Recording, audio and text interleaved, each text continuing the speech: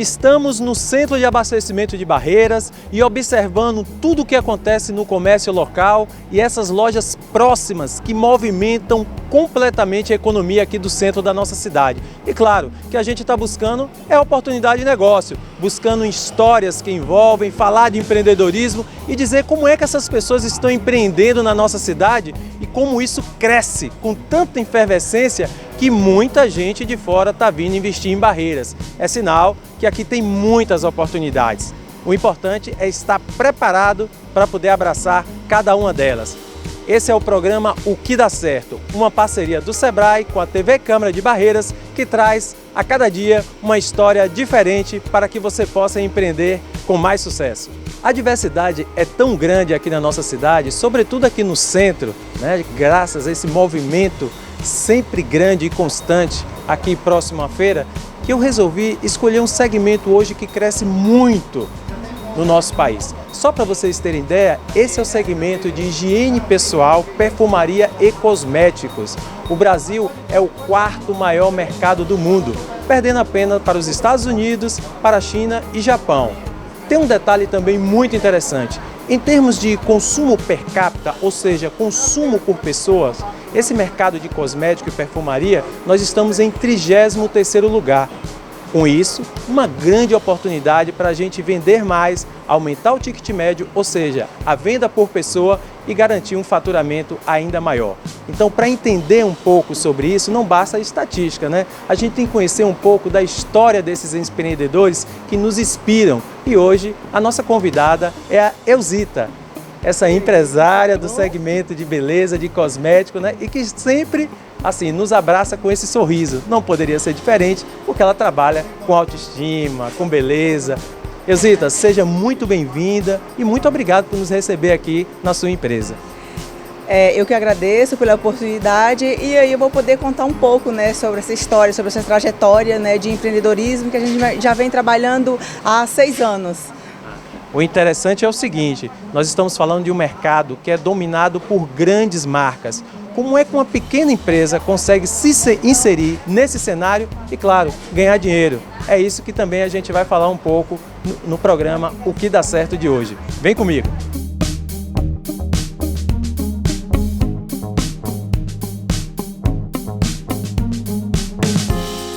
Vamos dando continuidade aqui ao nosso programa. E eu já estava ali conversando com a Elzita para ela lembrar um pouco da história dela, né? Como foi que tudo isso começou e tem algo curioso. Ela nem sempre foi empreendedora ou empresária. Muito pelo contrário, né, Elzita? Eu comecei a trabalhar normalmente como funcionário, normal nas empresas, né? Já fiz várias atividades, mas assim, sempre houve um inconformismo.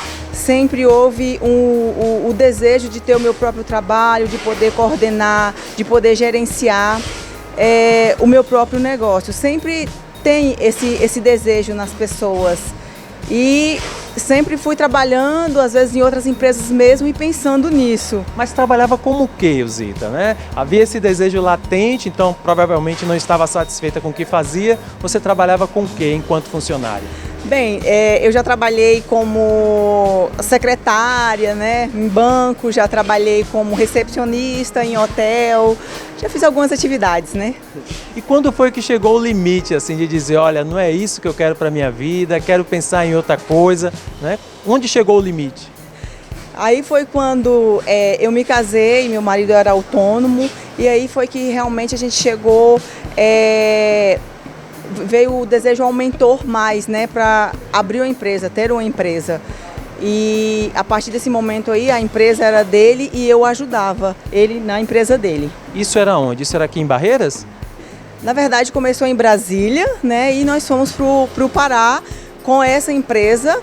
Era uma empresa de serviços com máquinas pesadas e eu ajudava isso. Na parte administrativa, eu ajudava ele com essa empresa.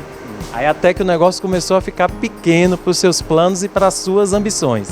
Sim. E aí depois éramos nós dois gerenciando a empresa e às vezes as ideias nem sempre batiam e às vezes eu dava uma opinião e ele não, às vezes não adotava aquilo e às vezes eu achava que aquilo que era certo. E aí foi por isso que a gente chegou a uma conclusão que eu precisava de ter a minha empresa para eu poder gerenciar e ele ficar com a dele. O interessante é o seguinte, o casamento continuou, o relacionamento continuou, mas os negócios à parte, né? Então a reflexão que ela tinha sobre o mundo dos negócios era um pouco diferente do marido, isso é muito natural, sabia? Acontece com mais constância do que as pessoas imaginam. Aí veio esse desejo de empreender. Qual foi a primeira coisa que passou na sua cabeça? Deu aquele friozinho na barriga? Ai meu Deus do céu, largar tudo que eu tenho aqui, ganhando meu salário para, entre aspas, arriscar algo diferente?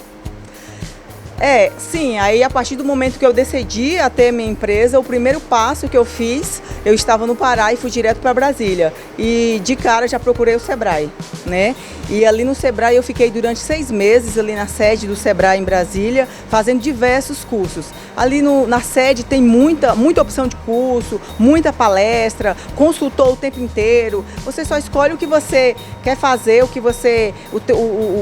teu ramo e vai se especializando. E ali eu fiz diversos cursos, eu acredito, durante uns 6 meses. E você já tinha em mente o que você queria investir ou ainda estava buscando uma oportunidade? Pois a princípio me veio a ideia de continuar no ramo da construção civil, né? A minha ideia, na verdade, era montar uma loja de material de construção. E ali eu comecei os cursos do Sebrae, fazendo tudo.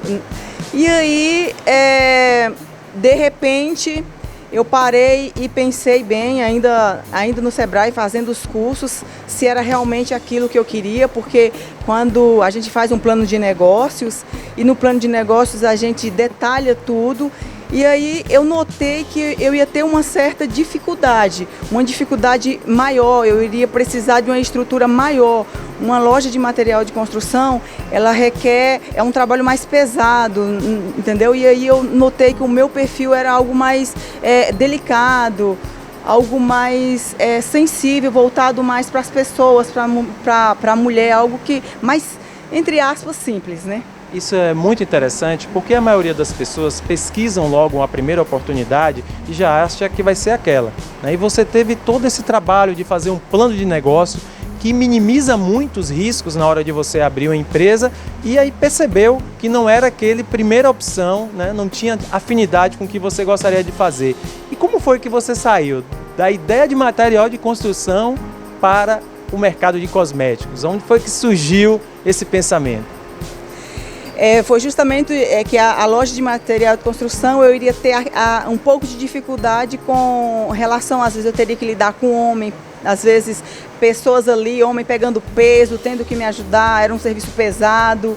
E aí eu falei, nossa, eu preciso de fazer algo que às vezes eu mesma dê conta de vender o produto, às vezes dê conta de fazer todo o processo, desde ficar no caixa, desde vender, administrar, que eu conseguisse fazer isso tudo sozinha, sem precisar às vezes de ajuda no início.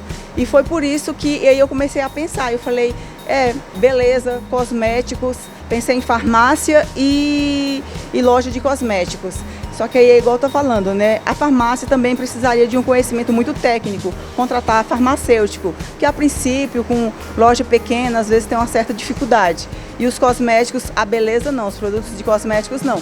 Eu mesmo daria conta de fazer todo o processo, se fosse possível, né? No caso, mesmo sozinha eu daria conta. Além de se identificar muito com a atividade, né? Que é outro fator primordial e importante para que a gente tenha sucesso, né? A afinidade, vai buscando conhecimento, vai buscando diferencial, mas você, para ter acesso a esse mercado e para ter maior experiência, você começou como autônoma, vendendo, batendo de porta em porta, você teve essa experiência de ser uma representante de cosméticos? Bem, um dia eu cheguei na casa de um conhecido meu, um parente meu, e ele trabalhava com essa venda de porta em porta, ele tinha um estoque de produtos dele na casa dele e ele vendia e aquilo me despertou. Eu falei, nossa, isso é um diferencial para a minha loja, é interessante trabalhar dessa forma, porque é uma oportunidade que você cede para as pessoas terem essa atividade, terem essa renda extra que é vender de porta a porta, de porta em porta. Então é um diferencial que eu posso colocar na minha loja, no meu trabalho. Então aí já estava realmente começando a distribuir, né, as ideias, pensamento estratégico. Eu queria que você dissesse como você veio chegar em Barreiras, né? Aí ela começou o trabalho, teve a experiência aí em Brasília.